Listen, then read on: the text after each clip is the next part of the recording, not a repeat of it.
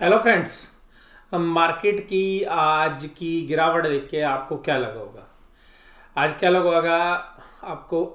Foreign institutional investors ने कितनी बड़ी सेलिंग की होगी, या डोमेस्टिक इंस्टीट्यूशनल इन्वेस्टर्स ने कितनी बड़ी सेलिंग की होगी। यानी कि उनके जो सेल्स के फिगर हैं, यानी कि जो उन्होंने माल बेचा है, उसके फिगर्स क्या होंगे। ऐसी सेल देख के मन में ये ख्याल आता है कि कम से कम दोनों की मिलाकर 6,000 करोड़ से लेके 10,000 करोड़ के बीच में सेलिंग हुई होगी। यानी कि जब तक डेटा हमारे पास नहीं थे तो एक अनुमान ये लगाया जा रहा था कि 6,000 करोड़ से लेके 10,000 करोड़ के बीच में सेलिंग हुई होगी। और यहाँ पर बहुत सारा जो व्यू है, जो सिंगापुर निफ्टी के ऊपर भी जो ट्रेड कर रहा है, वो सिंगापुर निफ्टी कैसे ट्रेड कर रहा होगा, तो वो डिपेंड किस पे करता है कि आज फॉरेन इंस्टीट्यूशनल इन्वेस्टर्स के डेटा किस तरीके से आए होंगे। जब वो डेटा सामने आ गए तो सिंगापुर निफ्टी ने भी अपना रुख बदल लिया, यानी कि वो माइनस में चल रहा था काफ़ी, और वहाँ से उसने रिकवरी कर ली। रीज़न बिल्कुल सिंपल है, आपके सामने है कि फॉरेन इंस्टीट्यूशनल इन्वेस्टर्स आज नेट सेलर हैं, ये तो पक्का है। लेकिन ये बायर चल रहे थे, और जो बाइंग इन्होंने पिछले महीने में की है और जो इस महीने में की है, उसका वो 0.5% भी नहीं है। अगर आप उसकी पूरी कैलकुलेशन करोगे तो वो 0.5% भी नहीं है जो सेलिंग की है, और फिर भी मार्केट में इतनी बड़ी गिरावट आ गई। और दूसरा आश्चर्य आपको मिलेगा कि जो DII यानी कि डोमेस्टिक इंस्टीट्यूशनल इन्वेस्टर माल बेच रहे हैं, आज वो खरीदार हैं, और उनकी खरीदारी फॉरेन इंस्टीट्यूशनल इन्वेस्टर से ज़्यादा है, और फिर भी मार्केट गिर गई। ये कैसा चमत्कार है? आइएगा इस चमत्कार के ऊपर आपसे बातचीत करते हैं। देखिएगा, सबसे पहली बात है कि जो डेटा अभी हमारे पास है, ये केवल और केवल कैश मार्केट के डेटा है। यानी कि कैश मार्केट के अंदर फॉरेन इंस्टीट्यूशनल इन्वेस्टर्स ने जरा सी सेलिंग की है। और मैंने आपको अभी पिछली वीडियो में भी बात जो है की थी, मैंने यही कहा था कि केवल और केवल अभी जो बियर्स माल बेच रहे हैं वो लगातार सेल कर रहे थे, लेकिन कोई अभी सेलिंग ज़्यादा नहीं हुई है। मैंने केवल आपको ये कहा था कि बाइंग हट गई और इसलिए मार्केट गिर गई। मैंने भी पिछली वीडियो में भी आपके साथ ये डिस्कशन किया, अगर आपने वीडियो नहीं देखी है तो आप उसको देखिएगा। तो ये बात यहाँ पर भी जो है प्रूफ होती है कि DII ने केवल 323 करोड़ का माल बेचा है, यानी कि उन्होंने अपनी बाइंग हटाई है। और अगर सेलिंग की फिगर भी देखेंगे तो 486 करोड़ की बाइंग की है। नॉर्मली क्या होता था, नॉर्मली 300 करोड़ के आसपास की नेट बाइंग जो है फॉरेन इंस्टीट्यूशनल इन्वेस्टर्स की तरफ से आती थी। यानी कि जितना DI बेचते थे उतना ही FIs खरीदते थे, और 300-400 करोड़ 500 करोड़ कभी 1000 करोड़ को खरीद रहे थे, और निफ्टी रोज सेंचुरी मार रहा था। लेकिन आज इस डेटा में ऐसा क्या आ गया? डेटा में केवल क्या है कि आज जो बाइंग है वो घटकर मात्र 150 करोड़ हो गई है। यानी कि अभी भी नेट सेलिंग नहीं स्टार्ट हुई है, यानी कि केवल और केवल बाइंग के डेटा हैं अभी भी। और अगर इंस्टीट्यूशनल बाइंग है, फिर इतना फॉल कैसे आ गया? तो इसके मुख्यतः दो कारण हैं, आप ध्यान से समझिएगा। मैंने आपको पहली बात बोली थी कि जब आप बाइंग हटा लोगे, आप खाली यानी कि टर्मिनल पे अगर आज आप देखते हैं तो ऐसा नहीं था कि सेलिंग प्रेशर ज़्यादा था, प्रेशर बाइंग की तरफ से था। यानी कि बाइंग के सौदे नहीं आ रहे थे और बायर नीचे के रेट पे माल खरीदना चाह रहा था, तो बियर्स ने ऊपर से माल पटक दिया। अब ये बियर्स कौन था? देखिएगा, ये बियर्स ऐसे लोग हैं जो वास्तव में बुल्सी होते, वो मार्केट की डायरेक्शन के साथ प्ले करते हैं। और मार्केट के अंदर एक इंस्ट्रूमेंट है डेरिवेटिव इंस्ट्रूमेंट्स, जिसमें पुट और कॉल रेशियोज हैं।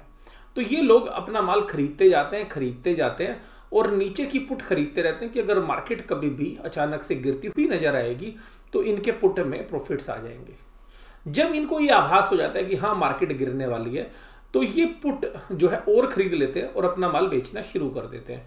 और HNI इन्वेस्टर्स भी एक बहुत बड़ा तबका जो है इंडिया के अंदर है जो कि ट्रेड करता है, लेकिन उसके एग्जैक्ट फिगर जो है किसी के पास नहीं होते हैं और वो रिपोर्ट भी नहीं होते हैं। तो आज की जो सेलिंग है वो स्मार्टली HNI इन्वेस्टर्स के द्वारा की गई है, और वो लोग जो है स्टॉप लॉस के साथ खेल रहे थे। बहुत सारे जो हमारे इन्वेस्टर्स हैं, ये जो ट्रेडर्स हैं, वो स्टॉप लॉस के साथ खेल रहे थे। दूसरी जो सेलिंग आई है वो एचएनआई इन्वेस्टर्स के अलावा मुझे लगता है ट्रेडर्स की है, क्योंकि जो ट्रेडर्स हैं वो क्या करते हैं कि नीचे एक स्टॉप लॉस रखते हैं और ऊपर के जो है माल खरीदते जाते हैं और आगे के जो स्टॉप लॉस है उसको ट्रेल करते रहते हैं, ऊपर की तरफ लाते रहते हैं। तो आज ऐसा हुआ कि जो ट्रेडर्स हैं उनके जो होरिजन्स हैं वो 2-3 तरीके के होते हैं। एक होते हैं इंट्राडे ट्रेडर्स, यानी कि जो इंट्राडे में स्टॉप लॉस करते हैं। तो जो ऊपर से मार्केट गिरी तो जनरली 30,200 के आसपास जब बैंक निफ्टी आता है तो वो बाउंस कर जाता था 30,280 270 से। तो आज यहाँ पर जो स्टॉप लॉस लगे थे वो 30,200 में लगे होंगे इंट्राडे में।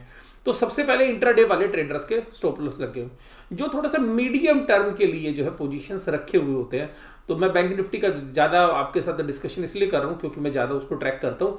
और 30,000 के ऊपर जो है जब जो पोजिशनल ट्रेडर्स थे, क्योंकि 30,000 एक साइकोलॉजिकल लेवल भी है, तो वहाँ पर जो लोग 5 दिन 10 दिन 15 दिन के लिए पोजीशंस रखते हैं, यानी कि शॉर्ट पीरियड के लिए रखते हैं, तो वो जनरली अपने स्टॉप लॉस को ऊपर लाते रहते हैं।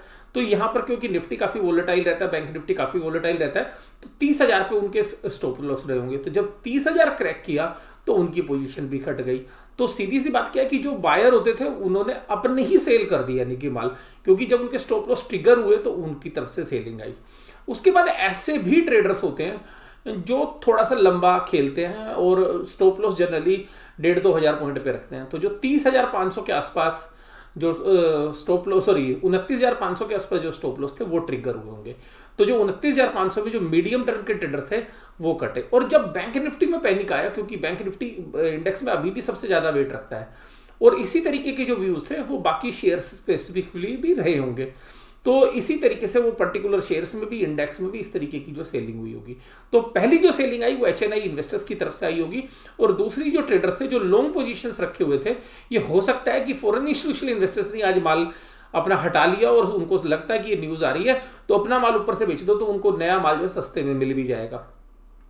और दूसरी बात क्या कि जो बड़े प्लेयर्स हैं, जो इसमें एफआईज हैं, वो भी नहीं अपनी पोजीशन जनरली हैज रखते हैं। तो जनरली उन्होंने भी जो पुट खरीद रखी होंगी वो औने पौने दामों पर मिली होंगी, क्योंकि दूर की जो पुट थी, आज पुट के अंदर आप देखिएगा तो बहुत सारी पुट तो 4 गुना होगी, 5 गुना होगी, और जो दूर की पुट थी वो 10-10 गुना भी हो गई।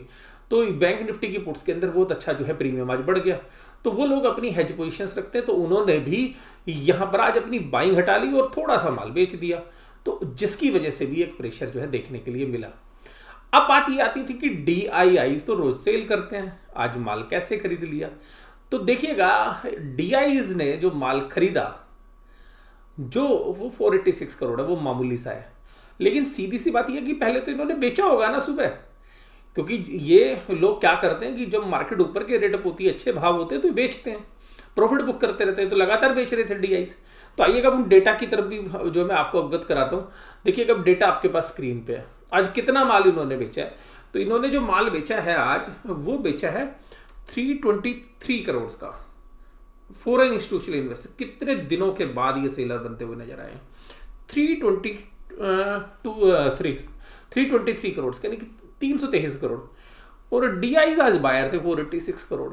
तो इसका मतलब क्या है, नेट सेलिंग आप देखेंगे तो केवल और केवल 163 करोड़ के आसपास की जो है, 163 करोड़ की बाइंग बनती है, सेलिंग भी नहीं बनती। तो यानी कि बाइंग घटी है खाली, अभी तो सेल तो हुआ ही नहीं है माल। सेलिंग कहां से आई है, जो ट्रेडर थे इंट्राडे ट्रेडर्स, उनके स्टॉप लॉस ट्रिगर हुए। जो थोड़ा सा 10-15 दिन के लिए ट्रेड करते हैं, उन्होंने 30,000 पे स्टॉप लॉस लगाए थे बैंक निफ्टी के, वो ट्रिगर हुए।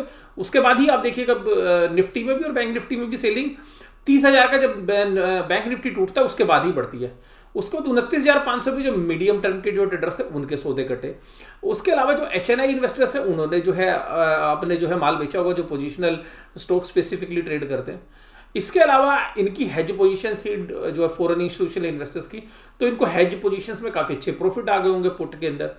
और सबसे खास बात यह है कि मीडिया के अंदर एक बात थी बाइंग ऑन डिप्स, और रिटेल इन्वेस्टर क्या था, हर बाय कर रहा था हर डिप के ऊपर, क्योंकि हर बार उसको मौका मिल रहा था। तो इस बार जो है बड़े प्लेयर्स ने, फॉरेन इंस्टीट्यूशनल इन्वेस्टर्स ने तो इतना माल बेचा नहीं, लेकिन ये जो स्मार्ट ट्रेडर्स थे उन्होंने तो अपने स्टॉप लॉस काट लिए, तो थोड़ा बहुत लॉस ले लाके निकल गए होंगे, और वैसे भी काफी अच्छा प्रॉफिट उन्होंने कमाया होगा जो बुल ट्रेडर थे। तो यहां पर आज जो है इस वजह से मुझे लगता है कि ये सेलिंग जो है देखने के लिए मिली। आपके जो भी व्यू हैं वो आप मुझे जरूर बताइएगा, लेकिन उससे पहले देखिएगा डेटा मैं आपको एक और शेयर करता हूं। ये 486 आज की बाइंग है, देखिए कितने रोज लाल था इनका, देखिएगा डीआईज का, और इनका देखिएगा, इनका रोज ग्रीन था और आज रेड है, यानी कि उल्टा जो है होता है। DIIs जब हमारी मार्केट गिरती है उसको संभालने के लिए आते हैं। और ध्यान रखिएगा, जब जब मार्केट गिरेगी DIIs के बाइंग वाले डेटा आएंगे, और जिस दिन दोनों के सेल वाले डेटा आ जाए, यानी कि दोनों ने, यानी कि फॉरेन इंस्टीट्यूशनल इन्वेस्टर्स ने भी और डोमेस्टिक इंस्टीट्यूशनल इन्वेस्टर्स ने भी अगर सेलिंग कर दी जिस दिन दोनों ने, उस दिन आप समझिएगा कि आज तो क्योंकि हम बहुत ऊपर थे इसलिए आपको जो है वो सेलिंग ज़्यादा लग रही है बैंक निफ्टी के अंदर भी जो है, और निफ्टी के अंदर भी, और सेंसेक्स में भी। तो आज जो सेंसेक्स में 1406 पॉइंट की जो गिरावट हुई, बैंक निफ्टी में 1258 पॉइंट की, और 432 पॉइंट की गिरावट जो है आपको निफ्टी में देखने के लिए मिली। तो ये सब जो एनालिसिस है मैंने आपके साथ किया, जो आपके फ्यूचर के इन्वेस्टमेंट या ट्रेड्स के लिए काम आ सकता है। तो ध्यान रखिएगा कि वैल्यूएशन सुपर स्ट्रेच थे, आज न्यूज़ मिली और उसका फायदा जो है मार्केट के बड़ी पार्टिसिपेंट्स ने उठा लिया। अब ऐसा भी हो सकता है कि मार्केट यहाँ से एकदम रिकवर भी करे, ऐसा नहीं लगता, क्योंकि जो जिन लोगों के हाथ जले हैं, जिनके स्टॉप लॉस कटे हैं, क्योंकि मार्केट के अंदर जो ट्रेडर्स हैं वो भी बहुत बड़े पार्टिसिपेंट्स होते हैं, और वो भी जो पोजीशंस रखते हैं तो वो जनरली अपनी जो लॉन्ग पोजीशंस थी वो काफ़ी कटी होंगी। तो अभी हो सकता है कि मार्केट यहाँ पर अगर कोई बुरी न्यूज़ नहीं आती है तो हो सकता है कि 2-4 दिन जो है यहीं पे टाइम बिताए। और इसके अलावा भी देखिएगा, जो महीने के एंड की एक्सपायरी है तो वहाँ पर भी जो पुट्स हैं उनके अंदर अच्छा पैसा जो है फॉरेन इंस्टीट्यूशनल इन्वेस्टर्स का बनेगा, तो शायद वो भी अभी बहुत बड़ी जो है बाइंग आपको करते हुए नजर ना आए।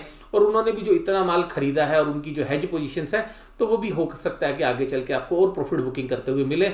लेकिन उस गिरावट के अंदर जब आपके जो शेयर्स हैं वो अच्छे भाव पर आए, तो आप जो है अपने फाइनेंशियल एडवाइजर सलाह लेने के बाद जो है उनके अंदर एंट्री कर सकते हैं।